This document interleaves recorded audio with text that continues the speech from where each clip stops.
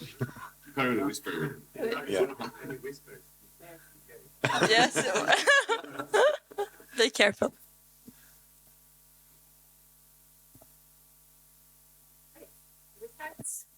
Yes. Hello. Officially welcome again to Impact Hub and to Impact Day, our May edition where we are highlighting the aspect of synergies for impact and how we can sum up with our collaborations. So the first session for today is hosted by Carrus Network. So Anton, Alexandra, and Ali, they are part of this network that focuses on preparing the younger generations for the jobs of the future. So it's going to be very interesting to understand, but have like this whole perspective of a whole generation on how we are going to be able to move forward with all these different issues that we face. But thank you so much. And I'll leave the floor for you guys to lead us through the conversation. Thank you so much for the introduction, Gabriela. And so a bit of a background then. I am the founder of Carrus Network, and what we try to do is to, like Gabriela said, prepare youths for the future through lectures and events that we have every month. And with me from Carrus, I have Ali. Hello. And then I actually have someone external from Carrus, but I've also worked with youth and impact in different ways. And what we want to talk about today is just how youth collaboration, how we can do it in a more effective way, and how that can really enable impact. And I want to start just with some introductions. Anton, do you want to start with introducing yourself? This is an impossible question. Yes. Introduce yourself to, like a couple sentences, but I'll try. 24, I'm studying to be a lawyer. But I started, and I've been involved in different entrepreneurial projects throughout my life. I probably started when I was about 14. And a notable project I was involved in, where I actually understood the concept of impact, the impact investing, impact entrepreneurship, was when I was 17, I think. And I got involved in a startup that was developing edtech solution for high school students. And so I was doing this weird combined role of both working with the legal, I was interested in law. I was working with the legal department and the AI department. So developing AI tech and also legal aspects of it. And we had these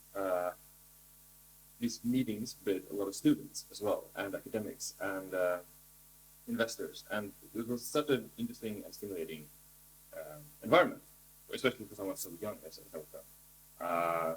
And I feel like that was the first time that I really understood what impact was. And so that's why I've been really interested in your project with Carrus. And although I'm not as active as Ali, or you first, I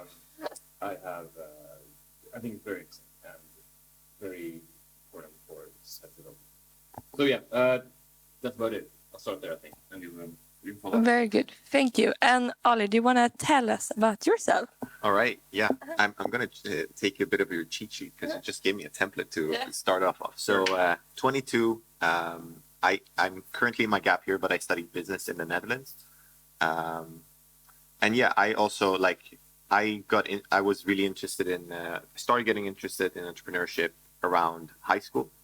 And I started, my first kind of entrepreneurial experience was having an ÖF, which I think is the first entrepreneurial experience for many, let's say, younger people in Sweden.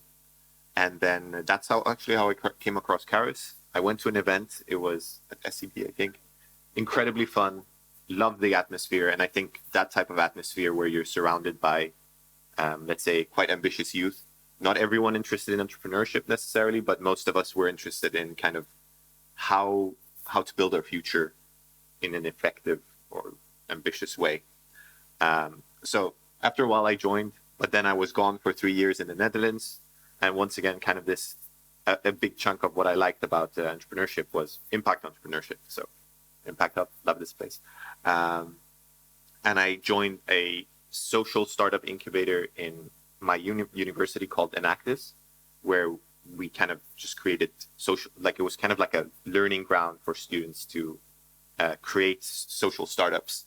and joined the board later, kind of helped with the marketing and also creating a nice environment for the students who came in to learn kind of the basics of entrepreneurship. And now I'm back here and helping with Carrus, where I help youth on a more like general scale to create this kind of community where we connect youth and teach them about the future.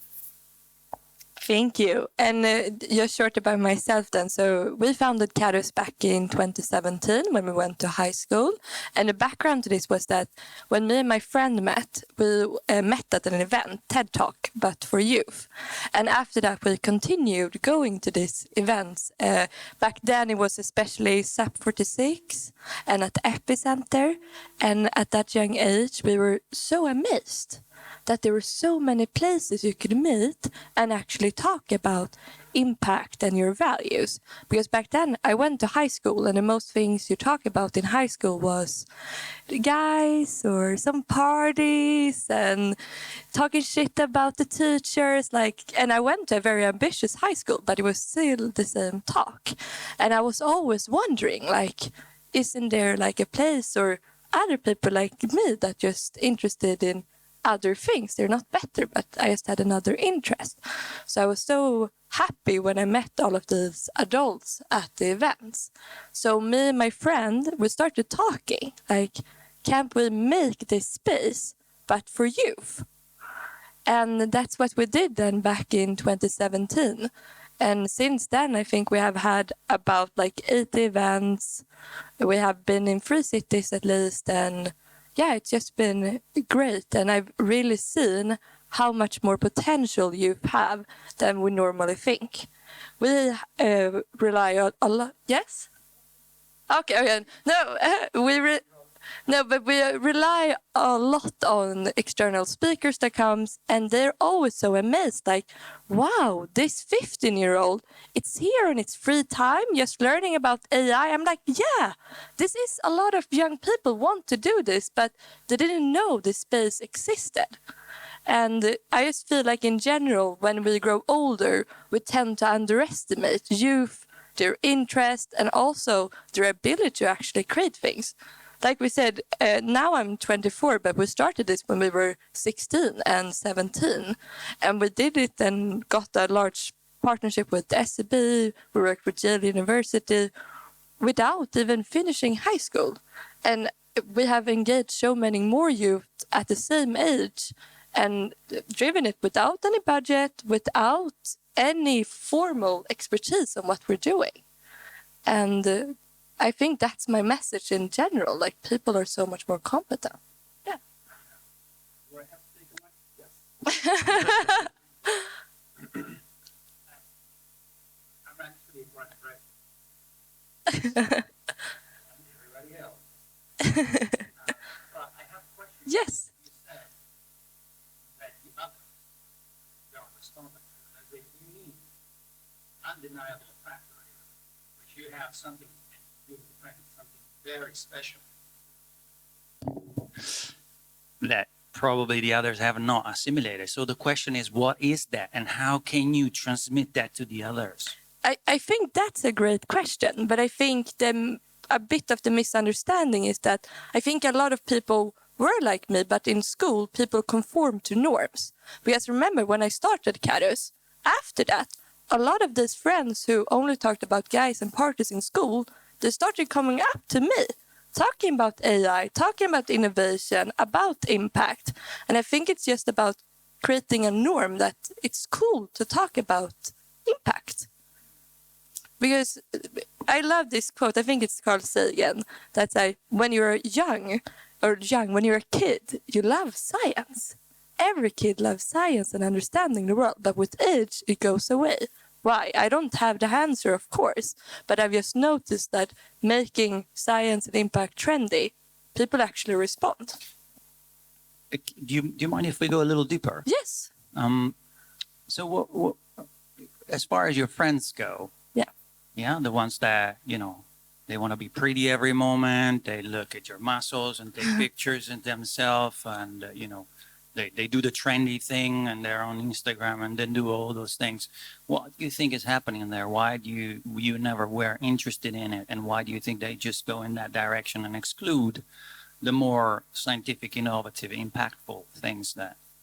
Like, of course, I'm not an expert, but just talking from my experience, like, I also have Instagram, so I'm not saying I'm immune of it, but I think it's a lot of what you value. And as a society, we tend to reward behavior on Instagram. Like, often the popular people, if you go on Instagram, you get a lot of likes, confirmation, you get invited to parties, you get free things. So, and as a young person, I think most people just want to be fit in and get confirmation. So it's hard to break free and find your own path, in my opinion. What do you guys think?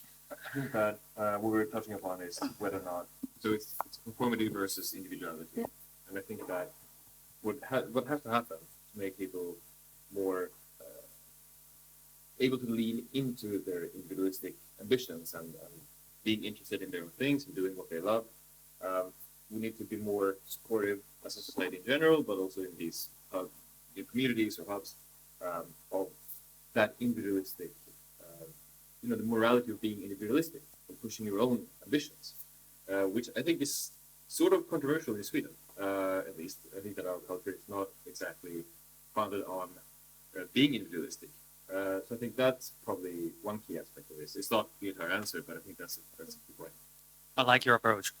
I would just switch the words individualistic to self-growth.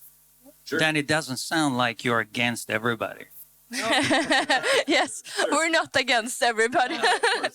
But that's the paradigm we're given right now Yeah. in the Swedish society. It's either you conform and you're a good boy for everybody, or you're individualist, you're a runner, you're doing your thing, and that looks like you're against the rest of the gang. Yeah. I agree. Good. I think that's, Well,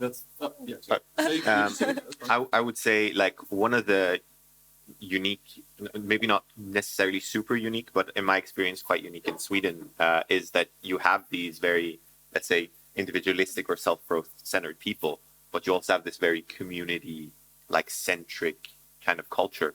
So for example, like, just let's say from my experience, kind of like entrepreneurial circles here are very open, very helpful. Everyone likes to help each other, collaborate, in my experience.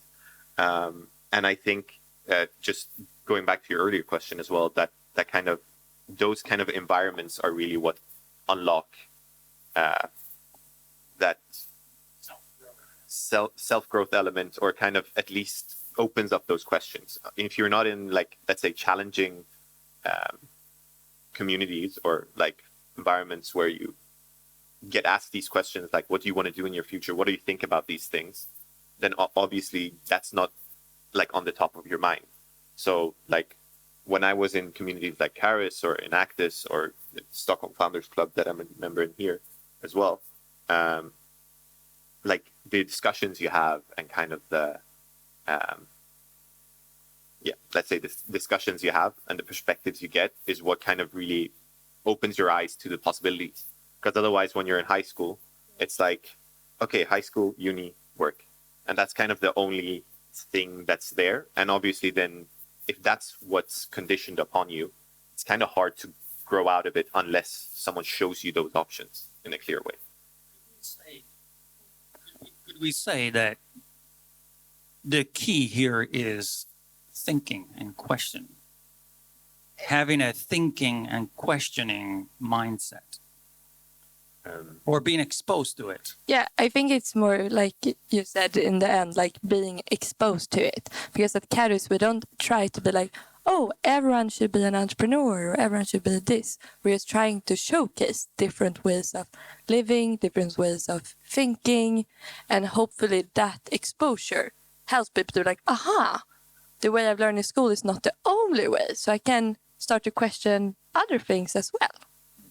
I really agree. And I think that I agree with that. Really, the thing is that you have to be exposed to it. I think that's the most important part of this. Again, not everyone has to be an entrepreneur, but I think that everyone has an active, questioning, curious mindset. But sometimes, and rather a lot of times, this has been conditioned to be suppressed. So sort of, or rather, it hasn't been developed at all or engaged in a very long time. And then sometimes you get an opportunity to come in contact with a big idea or transformative mindset from someone else, and that can really, really unlock this thinking, skeptical, creative mindset, whatever it is. I think that exposure is probably more important because I think that mindset is there for everyone. It just has to be, Enabled or for those who want to. I mean, not everyone has to be a founder. That's not it. But I think, yeah. Yeah. I mean, it's a bit like a kind of experiment, like a bit of like lean startup development type of just throwing out different ideas and seeing what aligns with different people and segments. And it's the same with kind of finding your passion or whatever you want to call it. Like for some people, it's going to be entrepreneurship. For some people, it is to work. For some people, it's freelancing fully or creating music. But unless you're exposed to those ideas, you're stuck in that kind of environment where there is kind of one option. And if that doesn't align with you, you won't have that kind of drive in the same way. Yeah, and the cool thing is that mindset applies to every single element in life, not just entrepreneurship. I agree. Thank you. I have a couple of questions actually. Yes. Because I'm fascinated about the aspect of having grown. You grew up in a generation where you have access to all these different, not only the conversations that are happening within your community, but through social media, and just like the aspect of using social media in your everyday life, in not only how you communicate but express yourself, how you build community. But I am not troubled, but I would like to hear like your point of view about collaborating through tools and platforms that we have through different social media platforms, but then also how one finds maybe the balance about like mental health, or just like addiction as well to social media, and how to drive away from that without missing the point of amplifying your voices, I'm just interested to hear from you. I can start because I really like social media. I use it quite a lot.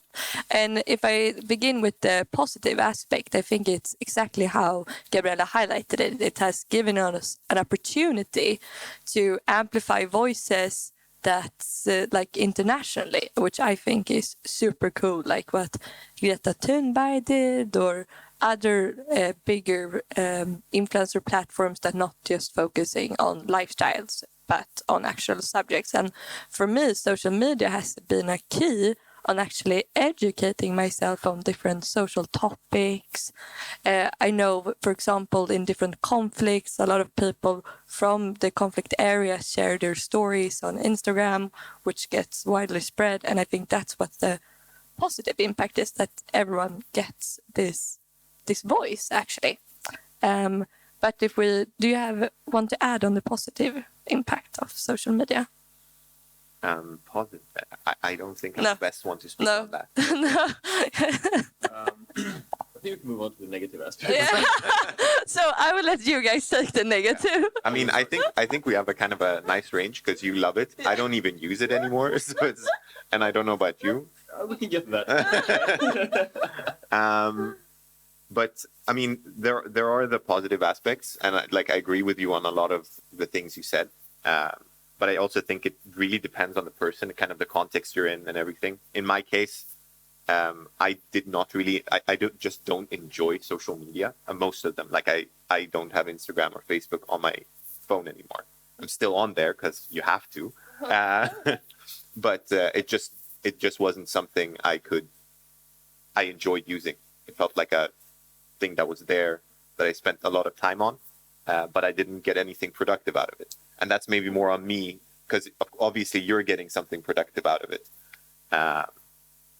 But I would say, I mean, you have the kind of big things like attention span and stuff, but there is that power of really connecting with people, that you just, it's obviously if you are in events like this, you can connect with people in, I would say, more meaningful way, but there is an ease to it that's just amazing. But then obviously you have the attention span. I personally think, like for me, it took a lot of time, and I didn't really. I'm more comfortable in kind of sharing my voice in real life, which is a very old person thing to say, I feel. But yeah. Anton? I'm gonna agree with you with Ali. I'm very sad that this question was posed because I really don't have a good answer. I was still am, pretty opposed to using social media. I don't like it at all. I am also trying to avoid getting hooked on different kicks from sources that I cannot control. I don't want to avoid social media for that reason. Also want to avoid it because I don't like the pressure of it. I don't like the pressure. I prefer to being in real events with real people. Again, boomer take. Sorry about that. But, it's necessary in some aspects. I'm pretty involved in Swedish politics, and I will be more involved in the future. And then you have to have a social media presence. You just have to. But I don't like it, and I understand the value of it. I do, and for those who can use it effectively, it's perfect, and it is an amazing invention, a technical invention which leans on human behavior and human needs and our need for social interaction. Great in many aspects, pretty bad in many aspects, but individually, not much. I totally get it. And my tips regarding this is that when I was younger, I used to use social media, like putting out pictures from like a vacation or whatever. But now I try to use social media more like my thoughts, like we've discussed, or like my values. I can share a book I read or something I work on at the moment, but also random thoughts I have about the world and about Carrus. And what I've noticed is since I started posting this on social media several years ago, I think we have actually gotten some collaborations just because of that. Because if you don't share your mind or what you're up to, it's super hard for people to find you. But when you start to actually share, like, oh, I have this event in AI, and then people will start to connect you with, like, oh, she's interested in events, youth, and AI. And more people would want to be a part of that and also help you get forward. So that's why I really like social media, because it has really enabled Carrus, but also me on a personal level, because now when people also talk to me, they know I have these interests. They know my values, so they go up to me and talk about the things I'm actually interested in. So I want to elaborate on my Yes. I think that on an organizational level, there are more contact surfaces thanks to social media, which is great. More surfaces to connect with people who are interested. So from an organizational point of view, or from a movement point of view, where you have a message, you have some sort of space or hub or whatever that you're trying to push, that's great, invaluable. But on an individual level, that's a different question. So yeah, it's not that. Thank you, Gabriela. Yes, I was gonna ask you before we started this discussion if you have any example on, like a good example on how you have collaborated for impact. And if you Go back to my previous example. So we involved. So we were trying to develop a natural language processing model. So that's essentially, I don't know if anyone knows here what that is. I'm sorry about that if I'm mansplaining here. But so a natural language processing model is where you're trying to interpret the user's lingual input in a way that is machine understandable. And this was in 2017, I think. So it's pretty early. These advanced models that we have now were not even close to being developed. So we're trying to do this from scratch. So we had linguistic professors and machine learning professors from universities, and we had students who were doing the hard coding work, and we had investors on board, and we had all of these people who were from different stages in life and different expertise. We were just gathering in this project. We were seeing that we can use this invention, new technique, this technology to enhance learning not only in Sweden but everywhere globally, and through this platform also enhance entrepreneurship. So this edtech startup that was working on then, the vision was to enable entrepreneurial education and ease access to seed funding and every aspect of enhancing and promoting entrepreneurship through like a decentralized model, which was really interesting. And I think that really highlighted. So again, I was pretty young, and this was one of those big ideas that I was really activated by. That you're able to, coordinate so many individuals for a project that might have global consequences. I think that might be my best example of when I was in contact with some sort of impact. Thank you. Yeah. Ollie, do you have any examples? Oh, I don't think on that scale. That was Yeah, that was crazy. yeah. That was really cool. Well, I mean, I guess Enactus and Carrus are kind of my best examples of this. So Enactus was a place where kind of all students who are really interested in creating either a social or environmental impact started, like, it was kind of a first stepping stone. I like to call it kind of the crash course into how to build a startup by actually doing it. And then we could get during my year, even like we're talking Corona year, everyone's kind of low-key hating their lives because they can't go out. In the Netherlands, it was complete lockdown. So it was like everyone's just behind the screen working together all day. But we had 50 people, 50 students who had gotten together, who each, there were 6 different startups that they started targeting loneliness among elderly, food waste. This was a while ago. Book waste, I want to call it, like recycling books for students. Book waste, that's so weird. 2 others. This was a couple of years ago. I don't remember. That's my bad. But it was really amazing. For me, it was really amazing to see that even though we were all kind of, you're studying, you're kind of busy there, you don't really get the social aspect in the same way if everything's happening behind the screen. But 2 or 3 times a week, all these students got together. And we also got together. I was also a student then. And just worked on this thing we were passionate about. So, yeah, I think that answers the question. But Yes. Is there anything No. more you're looking into from that? No, just wondering. And for me, one example that I really like was when we had hackathon, like impact hackathon, and it was so cool because we got so many signups from all different youths. But besides youth, we collaborated a lot with different organizations and adults or experts. So we had a collaboration with Norrsken, we had a collaboration with a lot of coaches and other organizations that also wanted to enable impact. And something that I love with working with impact is that people in general, they're very collaborative. So if you have an idea that you think can actually create a bit of a change, people are very open to do that together, which I really appreciate in general. So I was thinking to open up for some questions, if anyone has any questions. Otherwise, no. Otherwise, we can. Yeah.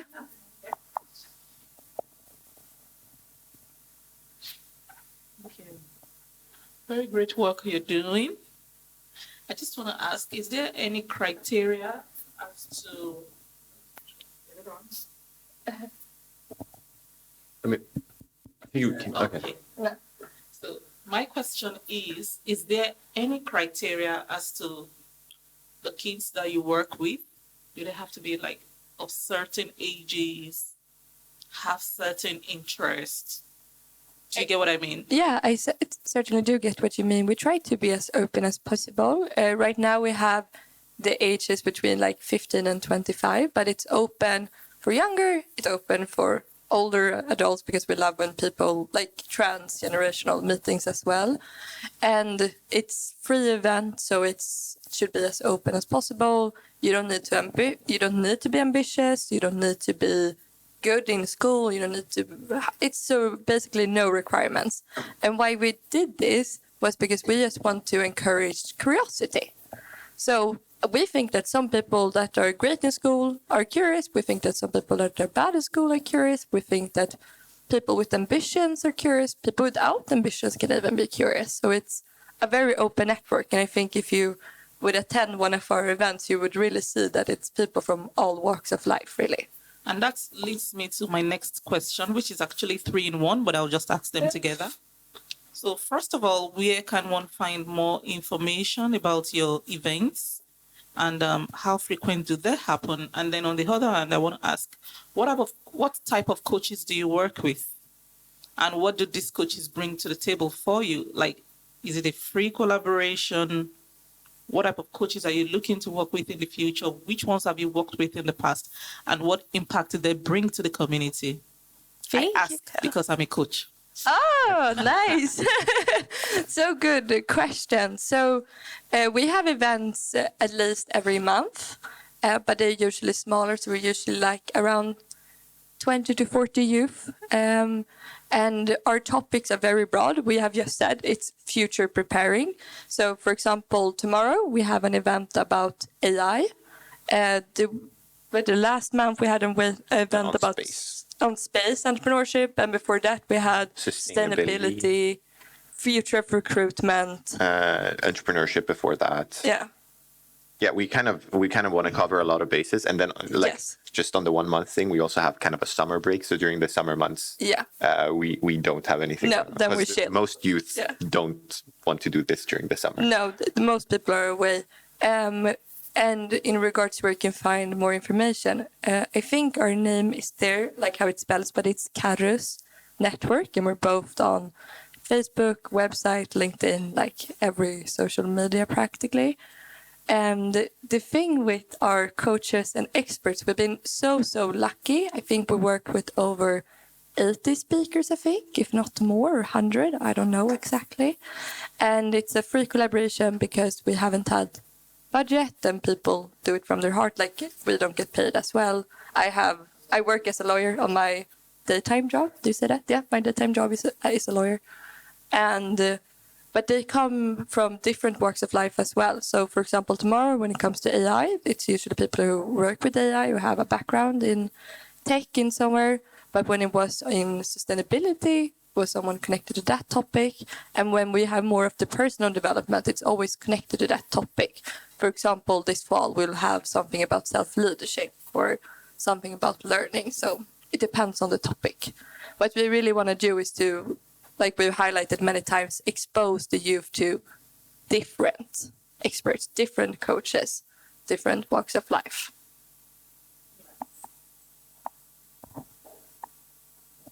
I have a question. What is it from across the different part of like your network? What is it that you see that there's more demand of or want to be exposed more of and need more help with, that they want to like be part of Carrus and all these different gatherings that you are hosting? Yeah, we don't have that much resources to do this, but what we really notice is that people are very keen on actually having some form of internships. Like, I think I get like questions monthly, like, hello, can I do an internship at Carrus, or do you know any other place? Because I think when you're getting exposed to a lot of interesting topics, the natural response after a while is to actually start working with it in one way or another to learn more. Have you noticed something else? Yeah, I would, except for that, I would say two things. I mean, the first one is kind of the boring answer of AI is something all youth are interested in right now. Or most youth, at least the ones who've been joining our events and stuff, it's a very recurring topic at our events, mostly in the like mingle side. And also, I think what a lot of, like, I think we got that as feedback last time as well. What a lot of youth and also just everyone who attends our events enjoy is kind of the opportunity to network or kind of get to know people. And kind of, I would say, creating meeting places that are, for youth, usually free, and very, like, open and kind of safe.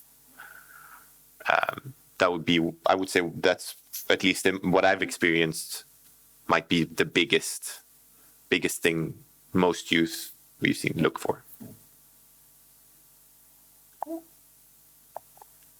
Thank you. No, but it's super interesting, really, because when we started this back in 2017, we were surprised to see that there actually are so many youths. Before Corona, now it's dipped because during Corona, like the online meetings aren't as popular. People love to meet. But before Corona, I remember we have almost like 40 or 50 people who were engaged in our network, not coming to the events, but actually helping creating the events. And for me, that just showcased that, wow, young people actually are in need of a... Have you heard a term third place? Like a place beside your home and school, or like your working place? And they're very, very much of need of that. And I think it's something so special when you're young because people underestimate you. So when you come to a place where you actually get some responsibility, for example, we let our members do an event, they actually became empowered because there was like the first time people actually gave them real responsibilities. And I think that's, for me at least, a key lesson that people actually, or like the people who want at least like responsibility, and people seldom let you down when you actually trust them. Of course, you have to judge their character right, but in general, that was my experience. They took it very seriously, even more seriously than many adults, I think, because it was their first time and they really didn't want to mess it up, in my opinion.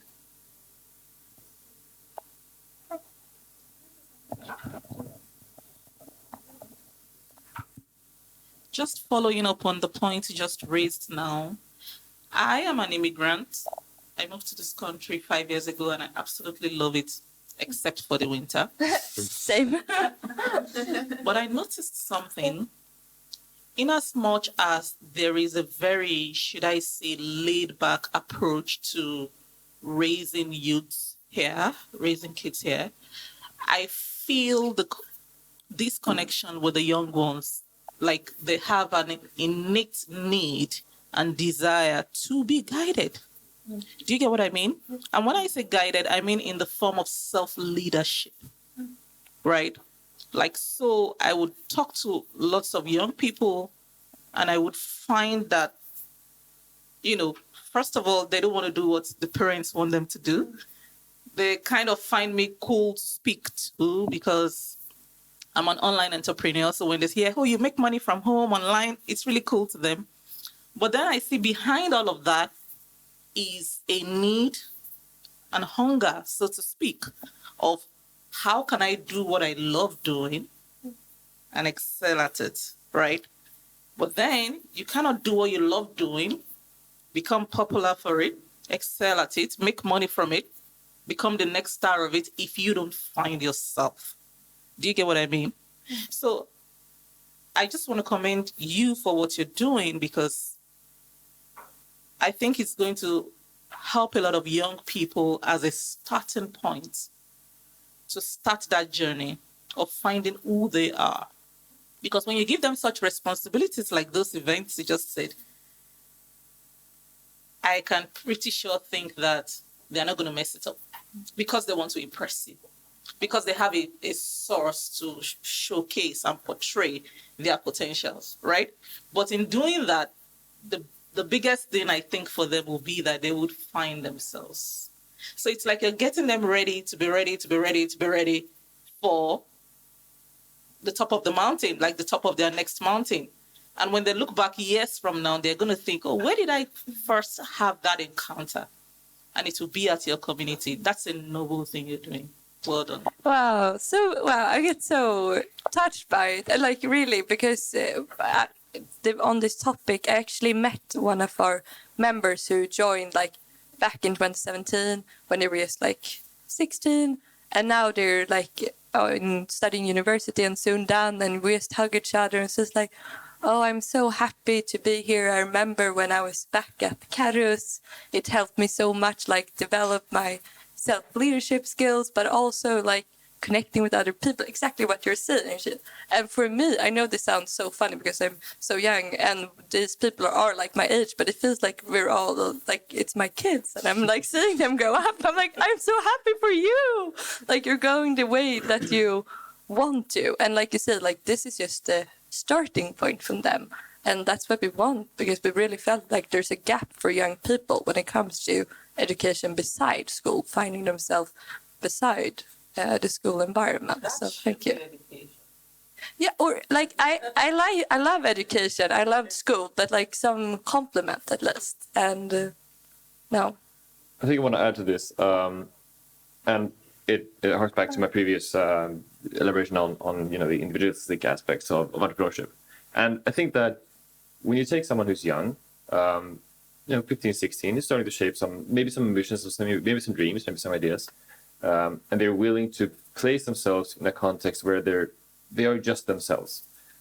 In school, you have there's some conformative aspects where you're a pupil, you have this role that you're trying to fill, you're a student, you're a pupil, and at home you also have some sort of role that you're filling. But when you're in a new context with people you don't know, you only have yourself. You're only yourself, and at that point you have to.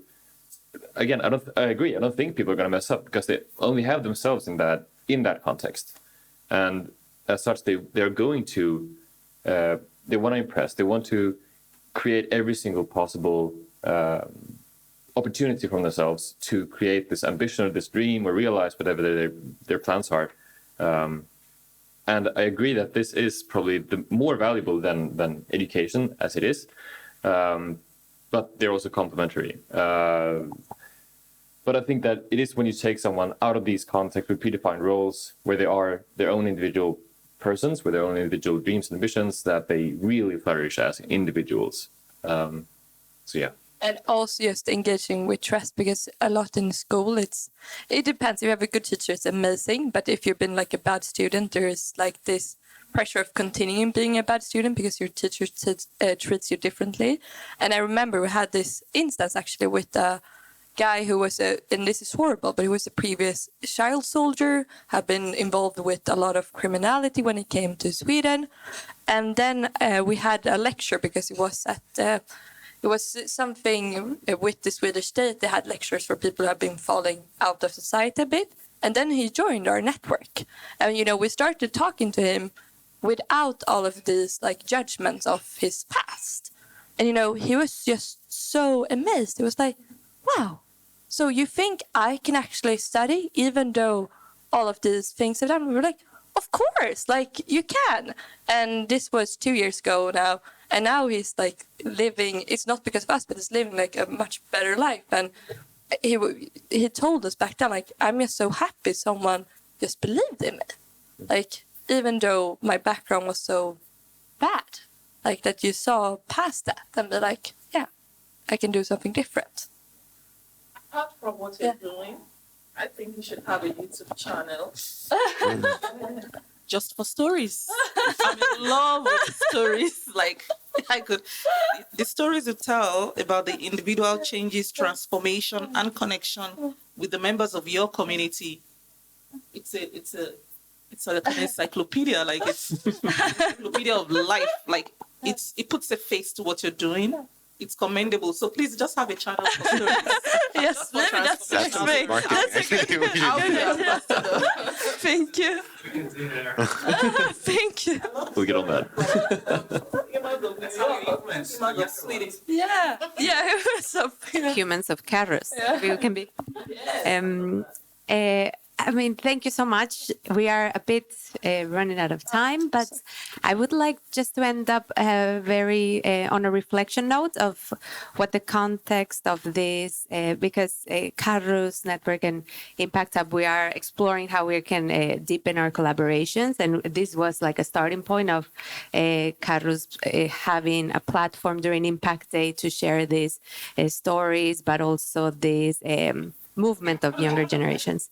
But I would like to have maybe like a reflection question about, because you're preparing younger generations for the future. So maybe I'll put you on the spot here. What do you think preparing for the future collaborations would look like, knowing the context of this generation? It's Gen Z, let's say. Of how would that look like? Collaborations of the future. So can I just a clarifying impact. question? We can put the impact aspect of it. So like how we would collaborate with each other, or just what would drive us to collaborate? The second one, I think, The like second what is the drive for it, and how? Because if Carrus is sparking this, it's sparking this interest of being more involved in larger issues. How is it that the collaborations would look like? What is it that is going to drive them? All right, I'm gonna take that one. Well, like I think.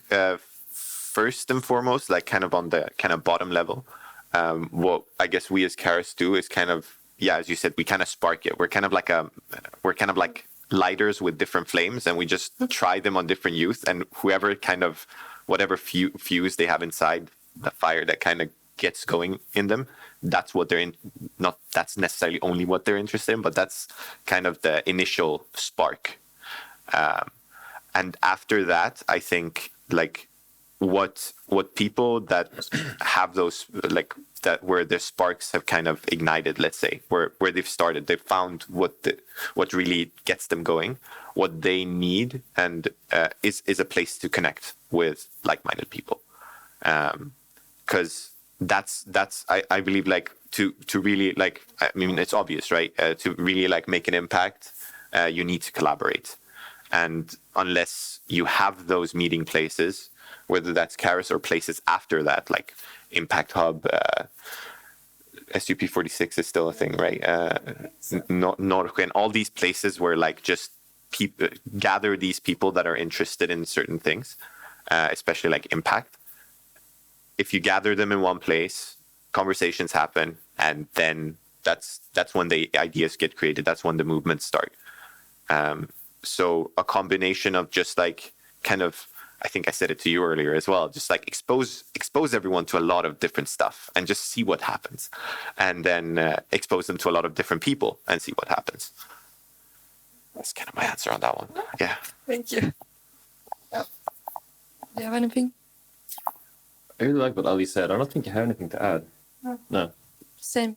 And with this, I just want to end with that. I think we all have our different whys.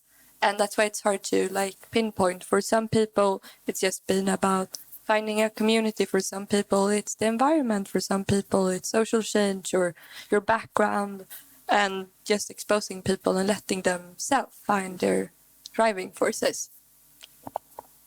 But thank you for today. It was super fun to be here. And Thank you. you could, if you're interested, you can write to any of us, of course. Our names are here. Anton Lindblad.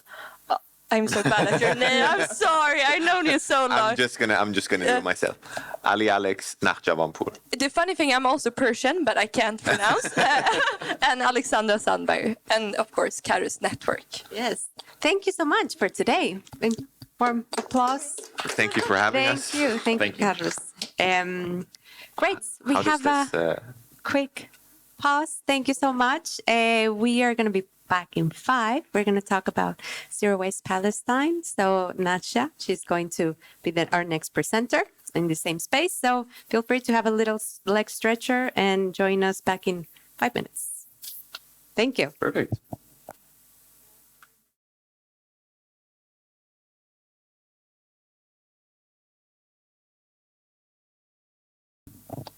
So, welcome. Our second session of Impact Day of today, May session. We're talking all things collaborations for impact and how we can create synergies and moments and just partnerships to create greater positive things, not only locally, but how we can do it also globally. So for this next session, we have Zero Waste Palestine, Najla. She is leading this organization in Stockholm chapter. And we spoke briefly before earlier this morning how sometimes it's so difficult to see or prioritize aspects of like environmental awareness or causes when there's these issues of human rights as well. And this how do you say, how you can incorporate also like environmental awareness in times of crisis or in these vulnerable places. So looking forward to what you're going to share with us today, Najla. And yeah, the floor is yours. Thank you so much. Warm welcome. Thank you. So I'm happy to be here. Thank you for the invitation. My name is Najla, and I started the initiative Zero Waste Palestine more than 5 years ago. So I'm based in Stockholm, but most of my work is based in Palestine and the Middle East. I'm Swedish Palestinian, so therefore that link. So I'm going to tell you a little bit more about what I do, why I started. And with this image, I try to show a feeling that I had in 2017. It was right after I finished my university studies, and I came back to Jerusalem, the place where I grew up, with a higher environmental awareness and a higher consciousness, and very interested in like the environmental topic. And I also came back with some form of like climate anxiety, I could say. And anyone that has been in the Middle East or Palestine, it's not difficult not to notice the waste crisis that is prevalent there, because it's so evident, like wherever you are, and wherever you leave the house or you are in public spaces, waste is infiltrated into public spaces, nature, streets, parks, whatever. So it's a scene that I was used to throughout all my upbringing, and of course I wasn't happy about it, and I think everyone is very uncomfortable with these scenes, but it's just such a normal part of daily life that you become so used to it.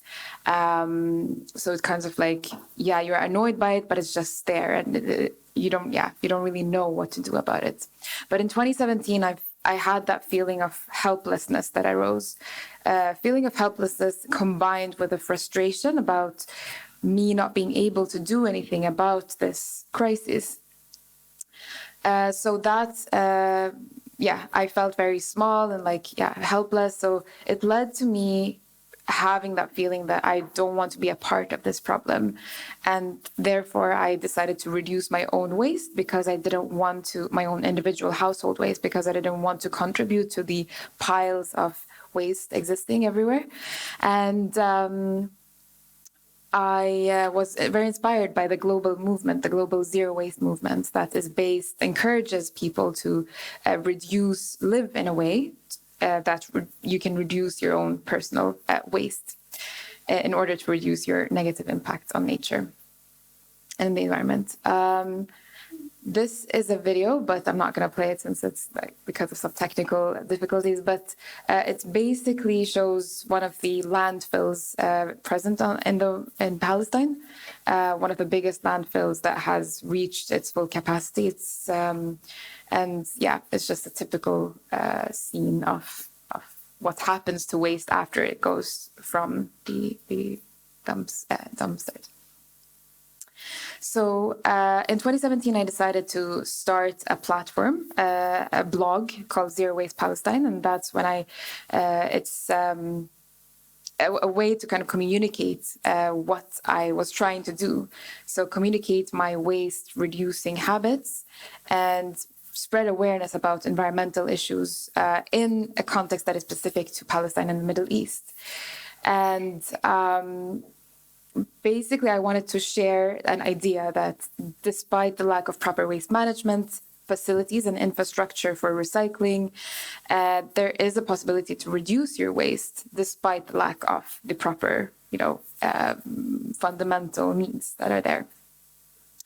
So it started off as a blog, and I've been doing it for more than 5 years now. So basically what happened is that I could say that I went from a quite fast and unconscious lifestyle. I was consuming any other. I wasn't really thinking about the effects of my lifestyle and my choices on the environment. So even if I threw my waste in the garbage can, I didn't really think about, okay, what will happen to it after, going to the landfills. So I went to from that kind of behavior to a way of like an alternative seeking mindset. So I started thinking about my waste producing habits and try to think of what are alternatives to all those habits that are producing waste and what can I replace them with? What are the alternatives? So I basically went to a lifestyle that's where I could reduce my waste in a very, very, big manner. The clicker is and this is basically what happened, that I was able to by reducing my consumption, naturally I was able to reduce my waste a lot. And you might have seen this before. This is the concept of zero waste. It's based on the 5 R's, the zero waste pyramid. So the first step to avoid waste in the first place is to refuse. So refusing consumption or refusing any habits that produce waste. The second step is to reduce as much as possible unnecessary consumption and unnecessary waste. Reuse is a very important concept in zero waste lifestyle. Then recycle is seen as like the last step after refuse, reduce. If you're not able to refuse, reduce, or reuse, then recycle comes as the last step. So recycling here is not seen as the solution to the waste crisis. It's more like if all else fails. And this is why it's important to remember in the Middle Eastern context, because in the Middle East, there's no infrastructure for recycling. So usually people say, but we don't have any recycling, so therefore we can't live an eco-friendly life. But what I say is that, okay, but this is what the zero waste concept encourages, that despite the lack of recycling, that shouldn't be seen as a challenge, but rather as an opportunity to be more creative and think about outside of the box and think of ways that, like, how we can live in a way so that we're not dependent on recycling. Rot comes as the last part, and that is more related to organic waste and food waste. So if you're not able to eat it or make use of it in any way, so composting would be for the parts that are inedible. So I'm talking specifically about waste, and this is what my platform is about. And I see that waste is something that is very relatable to everyone, every individual, because everyone produces waste in somehow. So therefore, when I talk about waste, it's very relatable to everyone. And it's a very easy way to make take environmental action in your daily life. Anyone can take environmental action by reducing their own waste. And I also see waste as a representation to many of the biggest challenges that the world is facing today. And I see that through the lens of waste, I can highlight many challenges by talking about waste. So, for example, it's a representation of the environmental crisis. It's a representation of the disconnection from nature, what happens when humans are disconnected from nature. Represents social inequalities. An example of that is like, while we throw away 1/3 of the food produced globally, around 900 million people go to sleep hungry every day.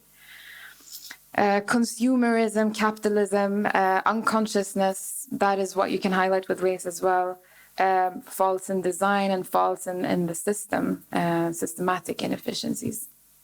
So that is why I see that waste is such a powerful tool to highlight all these challenges. One of the biggest reactions that I get from the local communities, especially the communities where I work, so in Palestine and the Middle East, is that I'm a very privileged person to come and talk about these Western eco-friendly concepts in a context where there are no like possibilities or opportunities or infrastructure. So I'm really coming from a privileged place, and that is not going to work in this context.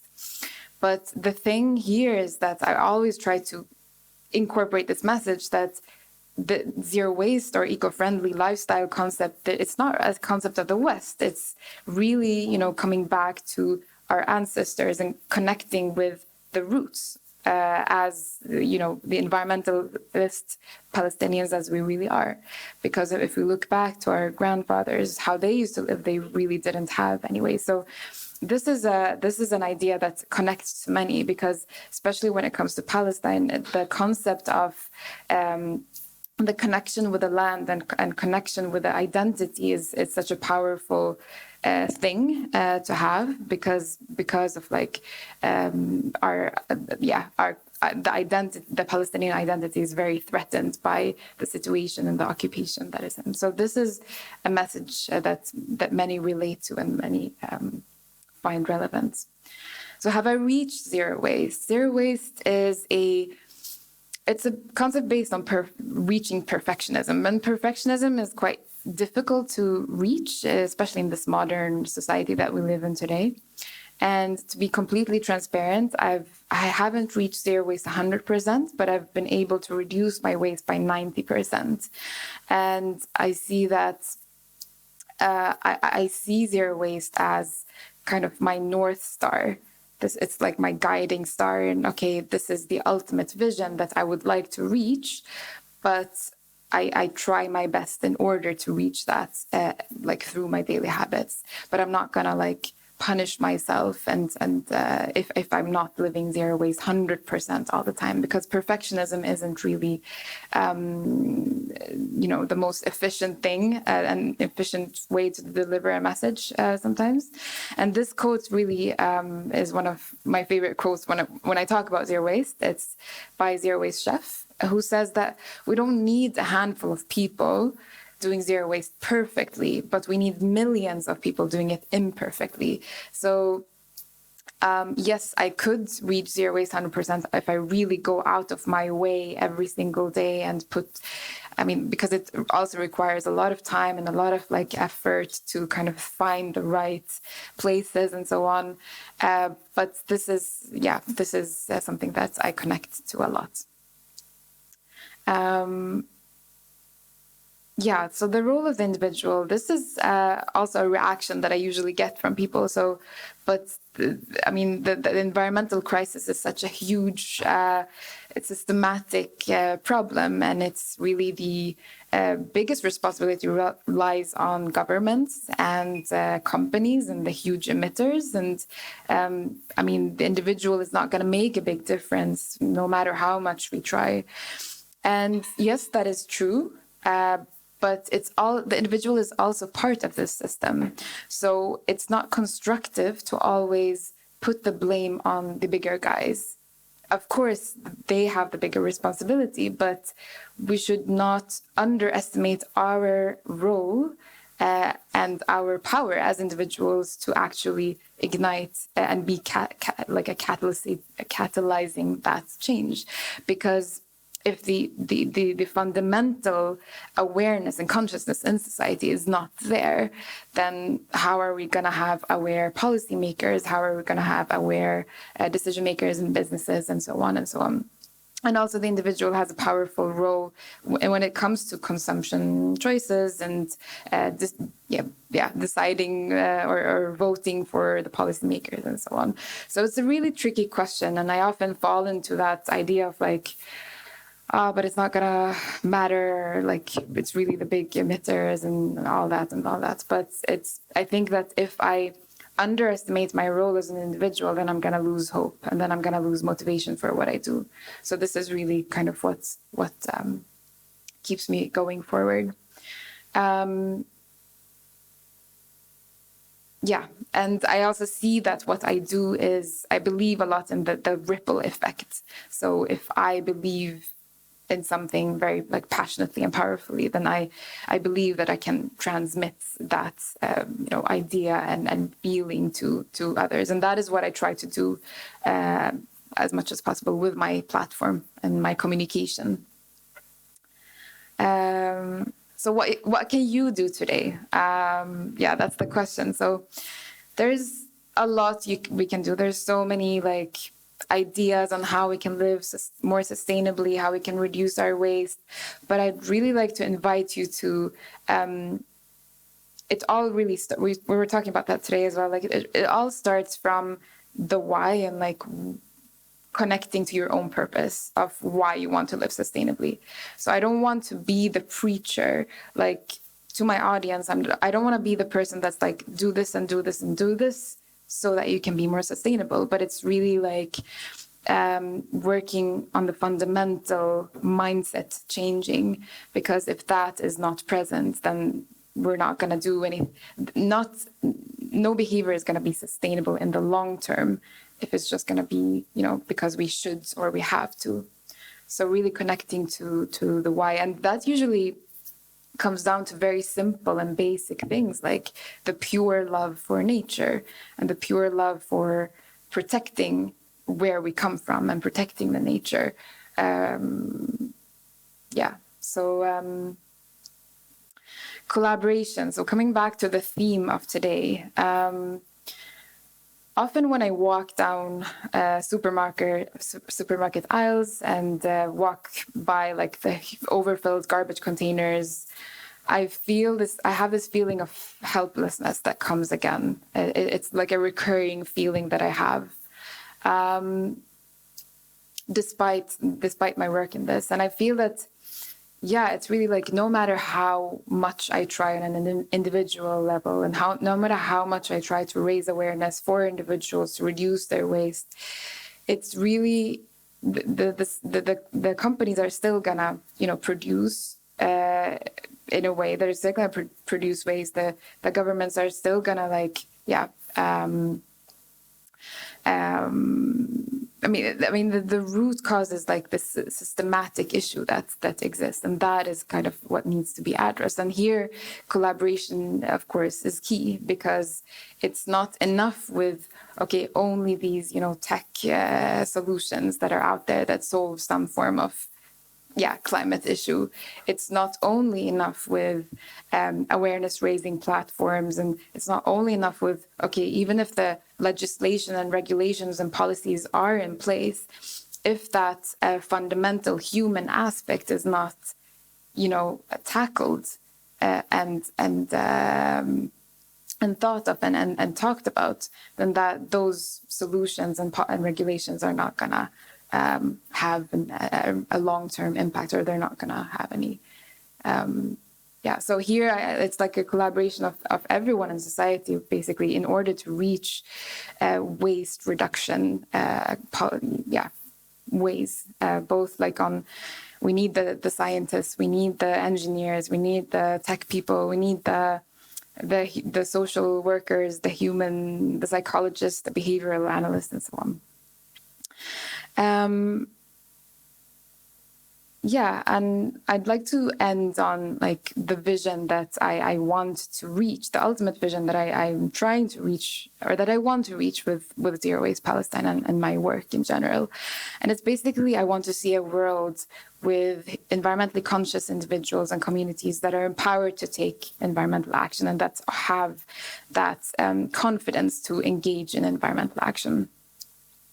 And I want to do that by creating a movement of positive change for the planet and make environmental actions accessible and engaging, especially in contexts where this issue is deprioritized. Since I come from a place that is overwhelmed with other challenges, political, economic, social, environmental issues is really not a priority, and I understand that. And basically, I see that this is the vision, the mission that I'm working on. Like, how can I make environmental topics as much as a priority as the other day-to-day or like just survival priorities that people have? Because it doesn't have to be like separate in that way. So that this is really what I'm trying to achieve. So I am on zerowastepalestine.com or on Instagram, Zero Waste Palestine. So I'd love to connect. And if you have any questions, please feel free to ask. Thank you. Thank you, Najla. Anyone have a question for Najla?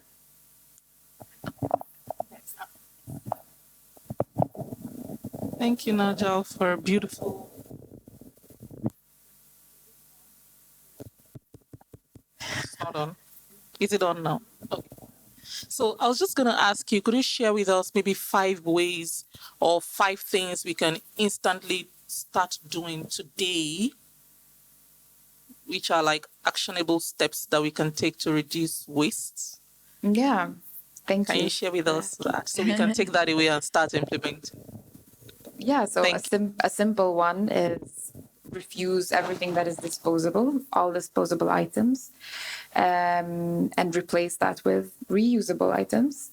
Another one is stop consuming new things and choose, secondhand and use stuff or reuse or upcycle or whatever. So just like stopping new consumption. No food waste, zero food waste. Eat what you have. Make use of your leftovers. Make use of all the vegetables and the fruits, all parts, and rot or compost what you can't eat. And also rethink your relationship to consumption and rethink your relationship to nature. Like before buying something new or before like doing something, like really reconnect with or try to rethink and unlearn your habits and relearn them again.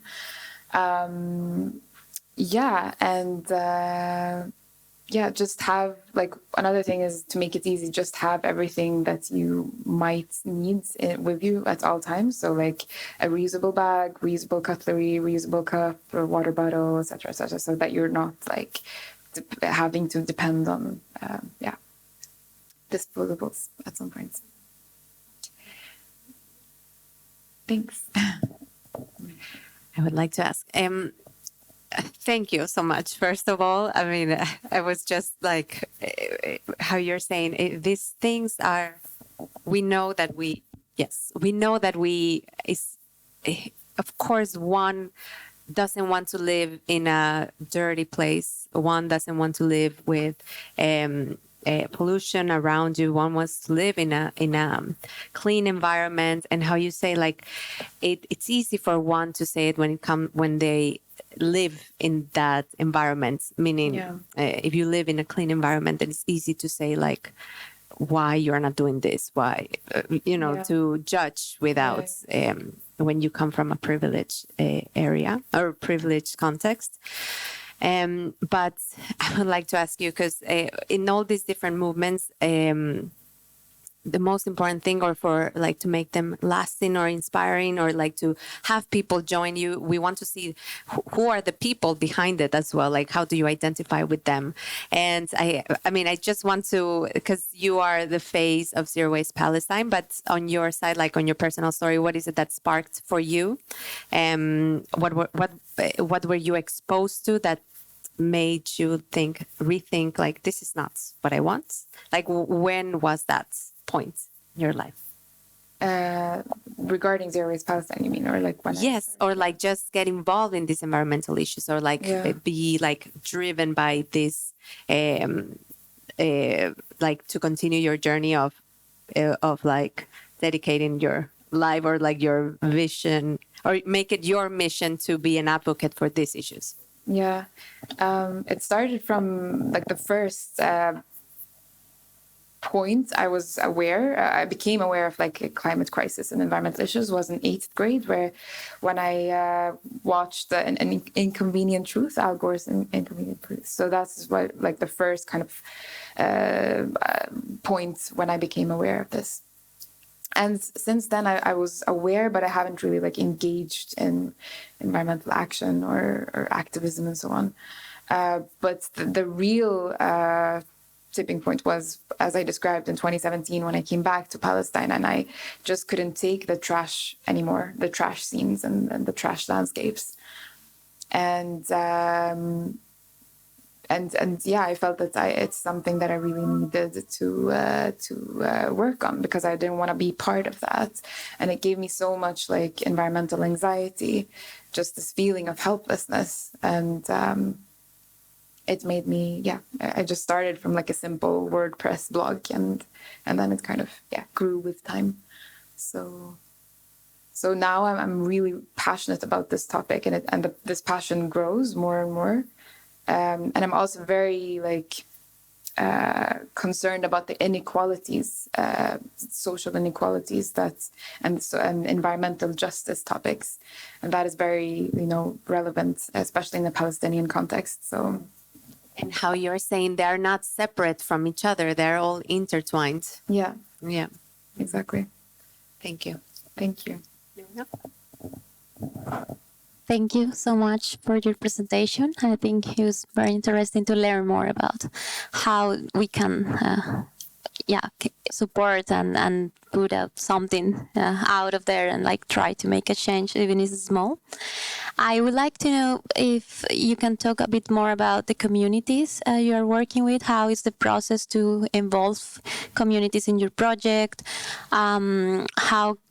What tools do you use to make some achievements? And if you can just talk a bit more about the field, because I understand the humanitarian crisis and all the challenges that it can have to be working in a socioeconomic disparities and in the middle of so much conflict. So Yeah, thank you. Most of the people that I work with are school children and university students, and also people in the entrepreneurial ecosystem, so small businesses and so on, but mostly with youth so far. And it's on the awareness raising level, having talks and different practical workshops, and especially youth that are interested in environmental topics, some people that have environmental clubs and so on, and really showing them an example of it is possible to be a Palestinian and be local and talk about these things and live in this certain way, because usually people are so disconnected from these kind of conversations, since most of the topics that are infiltrating media and the news and the common talk in daily life is, okay, what is the last thing that happened in the country, or political challenges and so on. So I think it's a lot of people find it refreshing and inspiring to see an example of that it doesn't, as you said, it doesn't have to be separate. We can still be politically aware and love our country and care for the cause and care for the environment. And we're not less of caring for our country if we do both. So but now I'm planning, for example, for this summer, I'm planning for a zero waste summer camp that I'm gonna hold for young adults, and it's a learning by doing a summer school, a practical one. So how not just awareness and talking about the concept, but actually how can you live it and how can you teach it to your communities and to your own circles. So this is a way of spreading awareness, spreading the message and the concept to a wider audience. Yeah.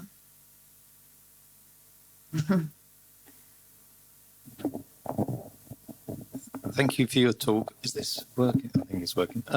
Thank you for the talk. I was wondering, thinking about measurement in terms of getting to zero, how many tools we have as consumers to tell us, reinforce us, encourage us to buy more at the beginning of the consumer life cycle. So how much your bank tells you, or your loyalty scheme or whatever is buy more. But at the end and offboarding of consumption and recycling, very little was telling us what we're doing. And without knowing, without measurement, it's really hard to improve as an individual. And I think it's great to put the Zero Waste Palestine in there, because it sort of exposes that. How hard was it for you to say, and I think this is a really difficult question in a lot of environmentalism, how do you know you're doing well with all of the questions around some of the things that we're trying to do, like recycling? Is that the right way, or is this the right way, or is that the right thing to do? Yeah. And measurement generally, actually. Yeah. So how I measure and Yeah, and maybe broadly, I know it's really difficult, Yeah. the measuring thing at the end, anyway. yeah. Yeah, it's really difficult. And it's really based on like rough estimates. And sometimes I do better, sometimes I do worse. It really depends on like in what stage I am and in what state as well. And as you mentioned, like regarding environmental, what we consume and what the products and services and all that, it's really, it's so complex because you need to consider the whole life cycle and how it was produced, how it was sourced, how it's consumed, and so on. So it's like such a holistic perspective that needs to take into account. But yeah, it's like I'm focusing on the waste issue, and I'm trying as much as possible to talk also about the whole life cycle and the whole. Do you use any tools like carbon trackability? Personally, no, I don't.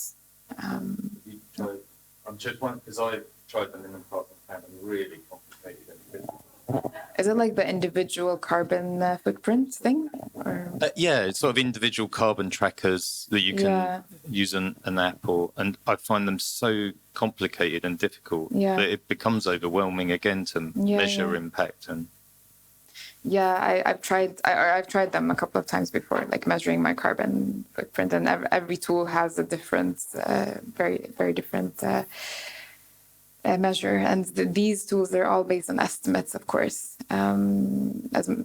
just like the tools used for businesses and companies to measure their carbon footprint. It's great that they're there, but yeah, I mean, you can't base everything that you do on them. Like they could be a tracker, like a guider, but yeah, I think that, as I mentioned, like waste is such a easy way for anyone to implement waste reduction habits in order to take environmental action, easy environmental action. So, but yeah, thank you. Thank you, Najla. Any other question, comments? I'll post maybe a last reflection question for you. I know you stated very holistically describe your vision and your mission of your work. And what do you see with Zero Waste, taking it from your situation now that you are connected here in Sweden, but with Palestine? How does that look like in that practical work? What's your vision in that work among these two countries and the journey that it takes? Yeah. It's a great question, because that's also what I'm trying to figure out at this point of my life. And since I'm based in Stockholm, since I'm Swedish Palestinian and I'm based in Stockholm, but most of my work is in the Middle East, I really want to find a way in which I can make use of all the experiences, knowledge, and capacities and also strengths that are present in Sweden, and try to implement that and make use of that through collaboration in Palestine and the Middle East. Whether it be through different networks or financial support or best practice and so on. But it's I'd love to also brainstorm and discuss that with everyone else that is here as well, because I haven't reached an exact way, but it's really something that I want to do. Yeah. Yes. Well, thank you, Najla. Thank you for today and for your inspiring talk. Just a round of applause for you. Thank you.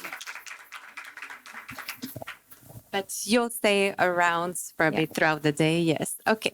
Great. Thank you so much for everyone. We're going to have a quick pause, a break, and we're going to have now a lunch with CISO, this organization that we collaborate with weekly. They provide lunch boxes here at our office space, but they have the way that they work is that they connect immigrant communities that express their culture through food, of course, and they connect them with community kitchens. So they prepare these amazing different kinds of foods, and they just provide them in the city center and across Stockholm. So we're gonna have some lunch boxes there, and they have we switched them directly there. They have like this promo code for all Impact Day participants. But stick around. At 1, we're going to have a workshop that it's going back to backtracking the root causes of the symptoms that we see, of the social challenges that we see in our society. And yes, so stick around. Thank you again, Najla, for your talk and for sharing about Zero Waste Palestine. And yeah, see you in a bit. Thank you. Stick around.